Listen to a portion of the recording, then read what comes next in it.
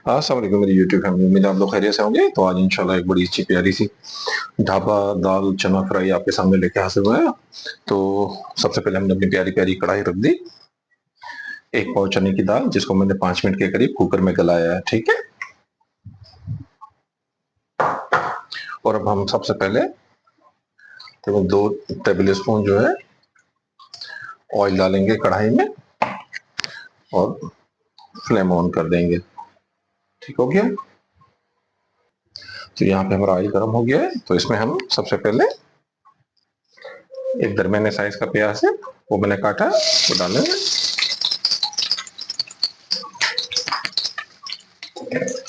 और इसको भूनेंगे वहां तक जहाँ ये ट्रांसपेरेंट हो जाए इसका कलर। तो मिलते हैं फिर भूनने के बाद। प्याज तकरीबन ये लाइट ब्राउन हो गया, ठीक है। 2-2.5 मिनट हो गया मुझे इससे भूनते हुए। ठीक हो गया।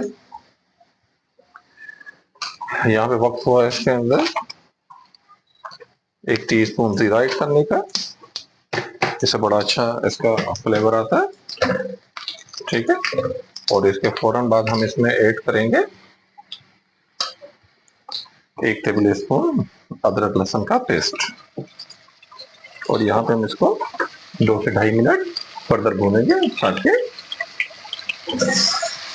इसका फ्लेवर अच्छी तरीके से प्याज के अंदर आ जाए। सही ना, हमें कभी भी लहसुन की स्मेल नहीं चाहिए होती है, इसका फ्लेवर चाहिए होता है अदरक और लहसुन का। इस बात का ध्यान है। 2 से 2.5 मिनट हम इसमें इसको फर्दर यहाँ भूनेंगे। तो मिलते हैं भूनने के बाद। तकरीबन 1.5 से 2 मिनट हो गए मुझे यहाँ भूनते हुए। इस जगह आपको लगे प्याज जल रहा है तो आप इस जगह थोड़ा सा पानी डाल सकते हैं। मैंने 1 टेबल स्पून जो है इसमें पानी ऐड किया है, यहाँ के प्याज जलेगा नहीं, ठीक है। अब इसमें फर्दर मसालों की काली मिर्च 4 से 5 दाने डालेंगे इसके अंदर इंशाल्लाह। 3-4 पीस लौंग डालेंगे, एक बड़ी इलायची डालेंगे, और यहाँ पे तेजपात के 2 छोटे पत्ते डालेंगे, और दालचीनी का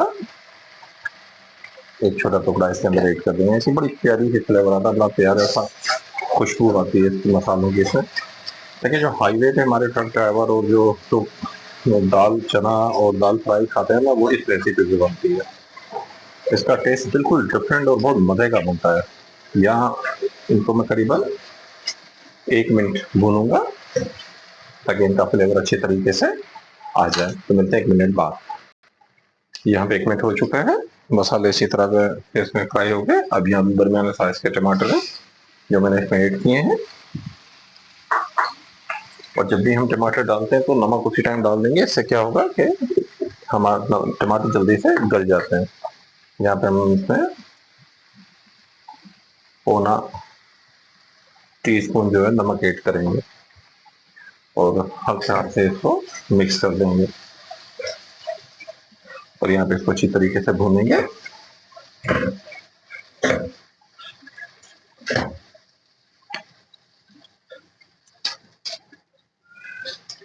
या आंच हम थोड़ी स्लो करके इसको 5 मिनट के लिए दम पे रख लेते हैं ताकि टमाटर अच्छी तरीके से गल जाए। तो मिलते हैं 3-4 मिनट बाद।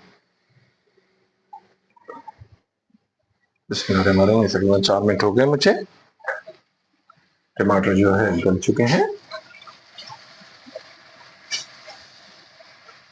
और यहाँ पे अब टाइम हुआ है पाउडर मसाला जाके इसमें ऐड करने के लिए। हल्दी 2 चुटकी, पिसा धनिया 1 टी स्पून, ठीक है। और लाल मिर्च ये बहुत तेज होती है हमारे पास, अब अपने जायके के हिसाब से इसमें ऐड कर सकते हैं, ठीक है। मैंने आधा डाला है। और यहाँ पे हम इसको अच्छे तरीके से भूनेंगे।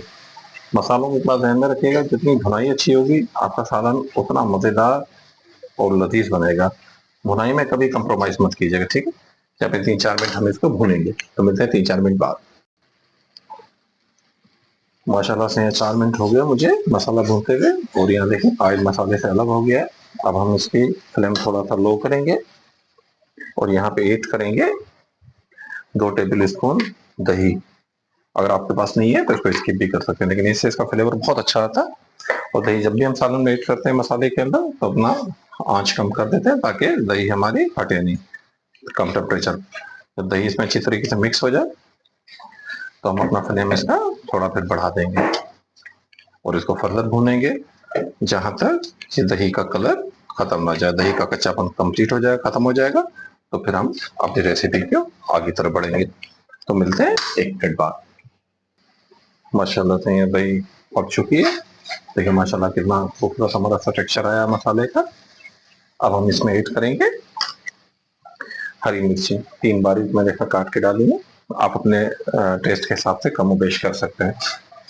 ठीक है, इसमें मिलाऊंगा। और अब वक्त हुआ है इसमें चने की दाल ऐड करने का, जो कि मैंने 5 मिनट कुकर में बॉईल की है। ठीक है, आप इसको डायरेक्ट पका सकते हैं, फिर इसकी टाइमिंग बढ़ जाएगी और इसमें थोड़ा जो पानी है वो रहने दीजिएगा। ठीक है, वो हम इसमें ऐड कर देंगे अच्छे तरीके से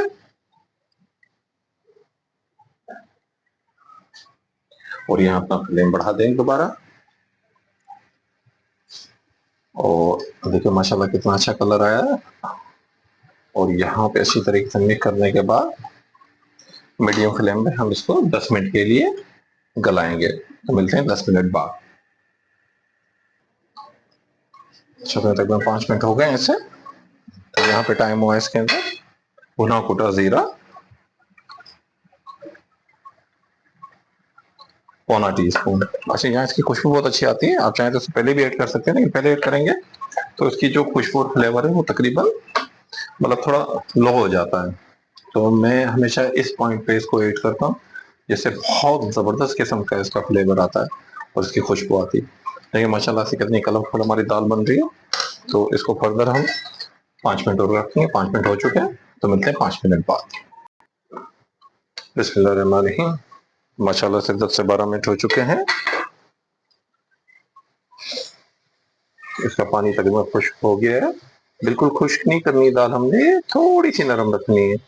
ठीक है, यहाँ आप चाहें तो इसको थोड़ा और भी पतला कर सकते हैं, लेकिन ये खड़ी खड़ी दाल जो मैं आपको एक्चुअली वो बता रहा हूँ जो ढाबा पे बनती है, जो हमें ढाबा पे मिलती है, इंतहाई चटपटी सी रसीली सी दाल होती है ये।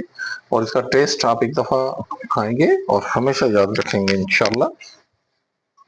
तो इस जगह के ऊपर अब इसके अंदर हम ऐड करेंगे, पहले सबसे पहले इसकी आंच कम करते हैं और चेक करते हैं कि दाल हमारी गल गई।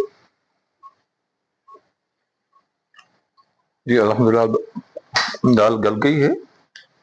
यहाँ हम इसमें 3 हरी मिर्चें डालेंगे, धनिया पुदीना, तो ये बहुत जरूरी है, ये डालेंगे। और अदरक लंबा लंबा कटा है, इसकी बड़ी बेहतरीन सी खुशबू आती है और इसका फ्लेवर बड़ा अच्छा आता है दाल के ऊपर। ठीक है, अब इसको मिक्स करेंगे।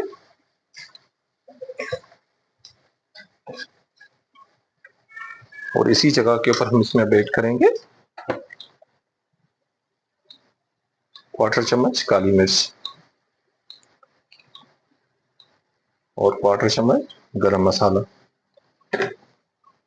काली मिर्च हम पहले इसलिए ऐड नहीं करते हैं, काली मिर्च पहले ऐड करेंगे तो आपकी जो सालन है उसका कलर ये डार्क कर देगा और जो फ्लेवर हमें चाहिए खड़ा खड़ा, जो स्पाइसेस चाहिए वो उस तरीके से आएंगे नहीं।